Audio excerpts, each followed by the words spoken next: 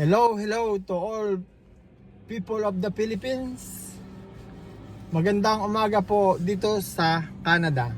Today is 10:10 in the morning, March 21.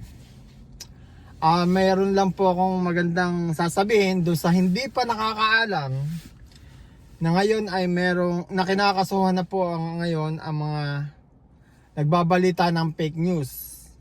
Actually, pinapanood ko po ito mga 30 minutes pa lang. Hindi ko pa natatapos. Pero kung gusto niyo pong panoorin, search niyo lang po sa YouTube ang Committee on Public Order and Safety Information and Comtech and Public Information. Inuulit ko po, search niyo lang po ang Committees on Public Order and Safety Information and Comtech and Public Info. Kasi this is about maybe 6 hours video na hindi ko alam kung ito sa Senado or sa Congress ginagawa itong hearing na ito. Pero maganda itong nangyayari kasi yung mga nagpapakalat ng fake news, madadala ngayon.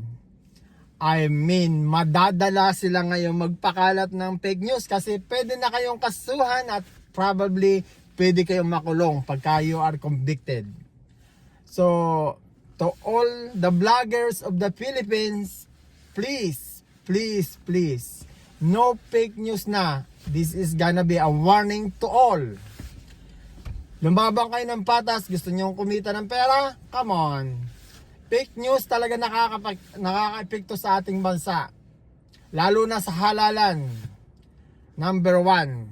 So ngayon, dahil ganito ang magiging sitwasyon na pwede kayong makakasuhan, nagpapakalat ng fake news, yung mga marites dyan, mag-iingat din. Kaya wag kayong gagawa ng kalukuhan sa pagbablog nyo. Dapat ito ay noong pagginawa nung naging sources na ng mga tao sa atin sa Pilipinas ay itong social media. Dapat noon pa. Sa ngayon, this is good kasi makakasuhan na nga sila. Ngayon, malilinis ngayon ang kaisipan ng buong sambayan ng Pilipinas. Wala na silang marireceive na mga ganyang fake news kasi hindi na sila magpapakalat kasi makakasuhan sila. At ito'y maganda sa darating na halalan or sa darating pang halalan para wala nang siraan. At madadala talaga mga nagpapakalat ng mga news. At saka yung mga sinasabing trolls, siguro naman matitrace sila. Otherwise, na kung sila nasa lupalop ng ibang planeta, baka hindi sila makasuhan. But kung sila ay taga Pilipinas, probably kahon kayo, sabi ni Rapi Tulfo.